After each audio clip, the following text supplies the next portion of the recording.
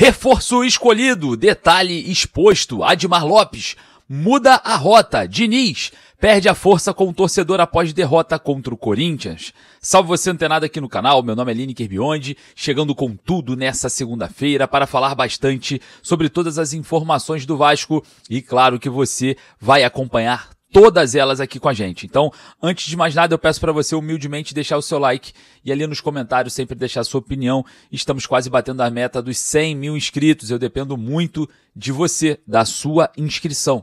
Então, corre aqui embaixo, clique no botão inscreva-se. Aqui, ó, tá escrito inscreva-se e ajude a gente a bater a nossa meta no canal aqui do Torcedor Vascaíno. Vamos falar bastante sobre mercado da bola, hein? Agitado, reforço podendo chegar essa semana. É a semana decisiva da janela e a gente vai falar bastante sobre isso aqui no canal. Bom, você que gosta de camisas do Vasco retrô para recuperar, né, o orgulho, enfim, corre aqui embaixo. Primeiro comentário fixado está o link da Bezut Sport. A Bezut Sport tem para você todas as camisas que você procura, inclusive aquela retrô que você procura há muito tempo, né? Corre ali. E ainda tem promoção para você que é vascaíno. Comprando duas, você leva 3 camisas do Vasco. Lembrando também que tem camisas de clubes também europeus, enfim, outros clubes também, se você quiser dar de presente para alguém, não recomendo. Recomendo que você compre a do Vasco, aquela retrô que você está procurando, né? E comprando duas, você ainda leva mais uma grátis. Então corre aqui, ó. Primeiro comentário fixado, o link da bezutsport.com.br, tem todos os gostos para você. Beleza? Olha só, sem mais delongas, vou pedir humildemente, eu sei que a fase não é boa, mas o seu like faz do nosso canal um canal de cobrança, né? E também um canal de Vasco assíduo. Então, seu like ajuda pra caramba. E como temos vários assuntos sobre reforços, jogo de ontem, futuro definido, solta a vinheta, bora pro vídeo.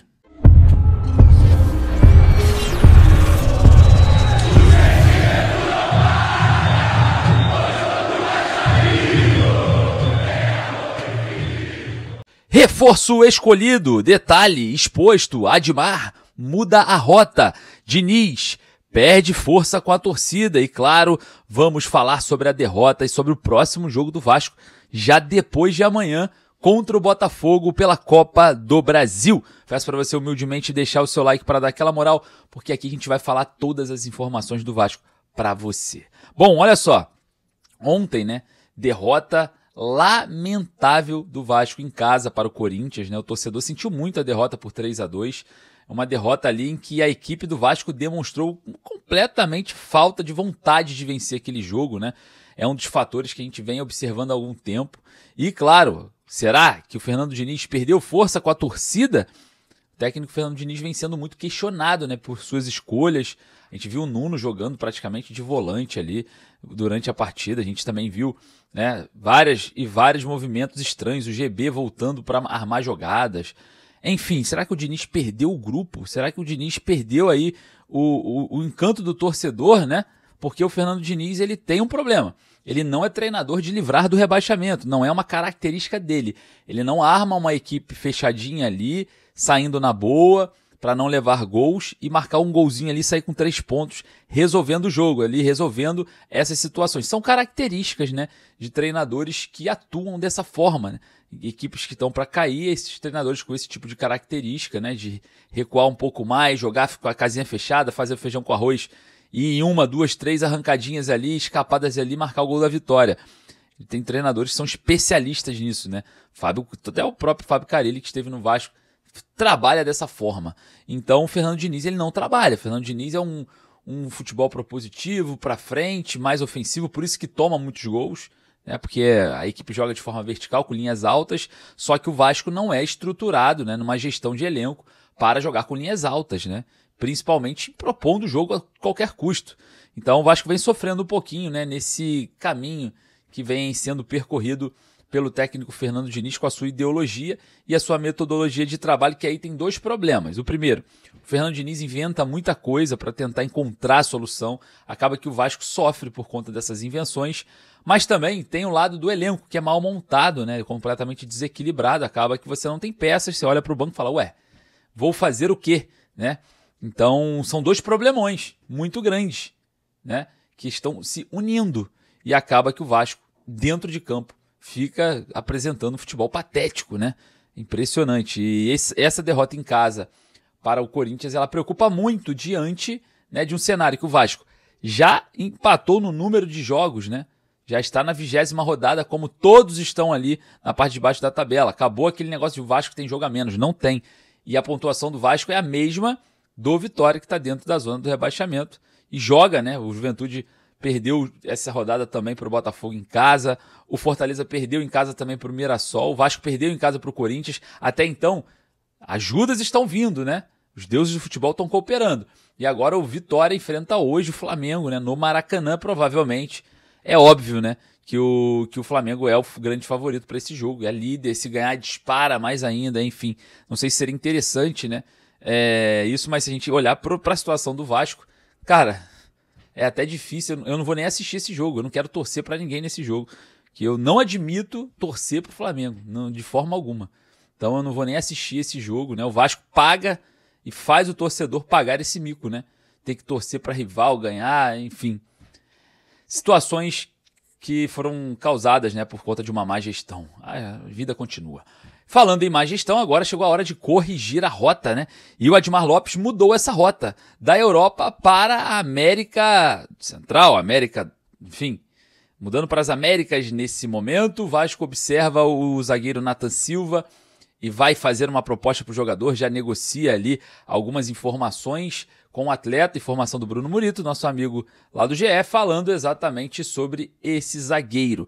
O Nathan Silva, ex-Atlético Mineiro, foi até bem em certa parte no Atlético, né? Depois foi mal, aí foi emprestado para o Atlético Goianiense, aí voltou para o Atlético Mineiro, aí o Atlético foi e negociou ele com o Pumas lá do México. Observando esse cenário, jogador que tem contrato até junho de 2027, lá o Vasco pretende aquisição, né? Um jogador que vale por volta de 5 milhões de euros deve ser aí o alvo do Vasco para essa semana, né? Entre negociações para o setor defensivo. O Nathan Silva é um jogador não tão alto, mas um pouco mais forte, né? Tem um grau de parentesco, acho que é irmão ou primo, se eu não me engano, acho que é irmão do Wesley, tá? Que também foi zagueiro do Vasco. E a gente observa, né, essa procura agora saindo do mercado alternativo europeu e se concentrando ali no México, né? Um mercado também interessante, que é o mercado mexicano. Mas o Nathan Silva, eu confesso para vocês que ele não me agrada, tá? Desde a época de Atlético, eu via o mesmo falhando muito, né? Às vezes o Júnior Alonso sobressaindo ali na zaga e o Nathan Silva como se fosse o segundo zagueiro, recebendo orientações e tal. Então eu acho que ele não chega para ser o zagueiro que vai comandar essa zaga. Tá, eu fico um pouco preocupado com esse nome. E o outro nome que estava em negociação, segundo o próprio Bruno Murito, era o do Joaquim. Né? O Joaquim que estaria, né, na pauta do Vasco, os valores bem altos, mas por conta de uma questão, de uma possível lesão, né, até está fazendo um protocolo de concussão na última partida, de uma batida de cabeça, ele esfriou, né? O Vasco esfriou nessa possível negociação com o Joaquim, que também negocia com o Santos, né? O seu retorno ao futebol brasileiro. Mas parece que o Vasco, deu um passinho para o lado em relação a esse jogador por conta, né, dessa parte, porque o Vasco não tem que vir jogador para jogar, não tem jeito, não dá para esperar mais. Vamos enfrentar o Botafogo aí de novo sem zaga, sem nenhuma opção. É bizarro, a gente vai ser eliminado na Copa do Brasil pelo Botafogo se continuarmos desse jeito, isso é fato. Se jogar dessa forma, acabou. Mas a responsabilidade de ir para mais um jogo decisivo, sem reforço, já no final do mês, no dia 25 de agosto, né, na última semana de janela de transferência, é muita irresponsabilidade para com o torcedor que aguardava ali um bom desempenho na Sul-Americana, um bom desempenho na Copa do Brasil. Acaba que essa morosidade, essa falta de senso de urgência, acaba que trava, né, toda essa questão de você poder avançar. Aí acaba que as equipes são muito superiores ao seu time que está em baixa, à sua equipe que está sofrendo, né, por conta de falta de jogadores em alguns setores e atropelam você e acabou.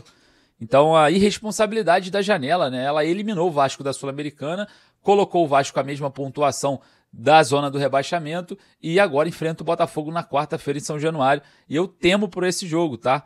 Eu tô muito preocupado porque o Botafogo foi lá contra o Juventude, diferente do Vasco que não jogou, foi lá, jogou e resolveu 3-1 contra o Juventude lá, dominou o Juventude ali terça parte da partida, né? Começou um pouco mal, mas rapidinho retomou a partida. O Vasco foi para lá, jogou 90 minutos, muito mal, o Juventude venceu o Vasco. ali por um resultado de 2-0, podendo ser até mais. Então, me preocupa esse fator comparativo, mas jogo a jogo, vamos torcer para que o Vasco vire essa chave o quanto antes. Falando em virada de chave, essa semana nós provavelmente teremos o anúncio, né, da contratação do zagueiro Robert Renan, que alguns detalhes juntamente com o Zenit se separam aí nesse anúncio para um pouco mais à frente, e claro, o Matheus França também, né, documentos, essa questão mais burocrática é o que está tendo como empecilho para o anúncio do meia/ponta Matheus França, né, ex-Flamengo, hoje lá no Crystal Palace, chegará por empréstimo ao Cruz Maltino. Então essa semana teremos muita coisa, muita novidade. Então você aí do outro lado não vai perder nenhuma dessas novidades. Beleza? Falando só um resumão da partida de ontem, né? O Fernando Diniz falou na coletiva algumas coisas que me preocuparam, sempre enfatizando a questão de jogar bem e o resultado não vir. Aí falou que dessa vez jogou mal, como jogou mal contra o Juventude. E eu temo muito essa questão psicológica dessa equipe, né? Impressionante como o Vasco não consegue ter uma sequência, uma frequência ou até mesmo uma constância, não consegue ser constante nessa temporada de 2025, né? Joga muito bem contra o Santos, depois 2 jogos catastróficos contra a Juventude e Corinthians, e a gente fica cada vez mais preocupado, né? Porque o Vasco luta para não cair esse ano, é fato, não tem o que fazer, não tem para onde correr. E lutar para não cair é um incômodo para o torcedor e, obviamente, para o mercado, para você prospectar patrocínio, para você buscar reforços. Então, toda essa performance interna, né, que a gente critica, que é o resultado do futebol, dá um impacto muito grande na questão financeira, na questão de prospecção de patrocinadores e muito mais. Então acho que a diretoria do Vasco ela não vê que responsabilidade financeira tem tudo a ver com responsabilidade desportiva, com o resultado dentro de campo. Porque uma coisa liga na outra. Quanto mais resultado, mais patrocínio. Mais resultado, mais interessados. Mais resultado, mais vendas com valores mais altos. Os jogadores estão mais valorizados. Mais resultado, mais premiação, mais resultado, mais avanço, né, nas competições e notoriedade. Então é muito benéfico, é muito mais benéfico do que ficar ali economizando 100, 200 mil ali, porque não economiza, né? Como eu falei no vídeo pós-jogo lá, economiza como? Como que você vai ter dinheiro? Maurício Lemos, salário alto, Lloyd Augusto, salário alto, Jean Davi, salário alto, Garré, salário alto, Matheus Carvalho, salário médio, tem o Sforza também que está parado, salário também médio, não joga. Tem outros jogadores aí, Lucas Oliveira.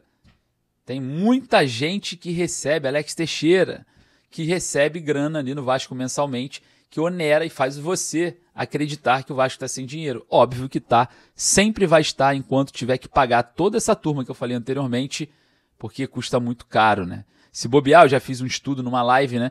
E a gente estava junto lá somando, né? Deu mais ou menos 4 a 5 milhões por mês essa turma aí que não serve para nada, né? Então, todo mês ali, 5 milhões, 5 milhões, 5 milhões. No final do ano dá 60 milhões o preço de um patrocinador master na camisa. Então, é bizarro, só pagando tralha, jogador que não é necessário, jogador que não joga, jogador que não serve, tá? Só tralha, dá um patrocinador master, tá?